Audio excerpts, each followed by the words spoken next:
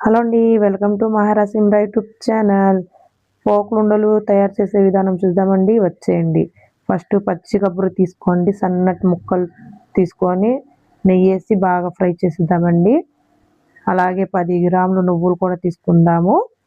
అలాగే 3/4 కిలో బెల్లం తీసుకొని గ్లాస్ వాటర్ వేసుకుందామండి.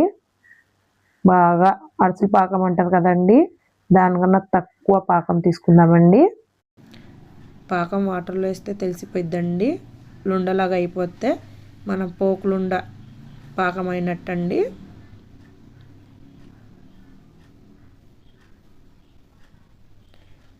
చూసారా, ఫ్రై చేసుకున్న కొబ్బరి నువ్వులు వేసేద్దామండి. కొంచెం నూనె వేద్దామండి.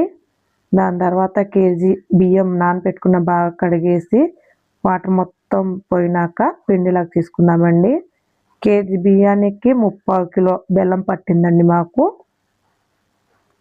చూసారా, మెల్లిగా అలా కలుపుతూనే ఉండాలండి.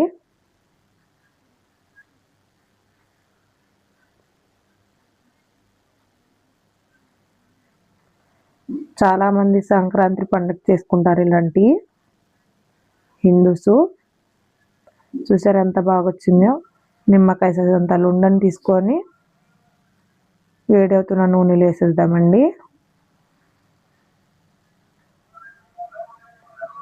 చాలా మందికి రాదు, గట్టిగా వస్తాయి అని అంటున్నారు. ఇలా చేయండి, బాగా వస్తాయి.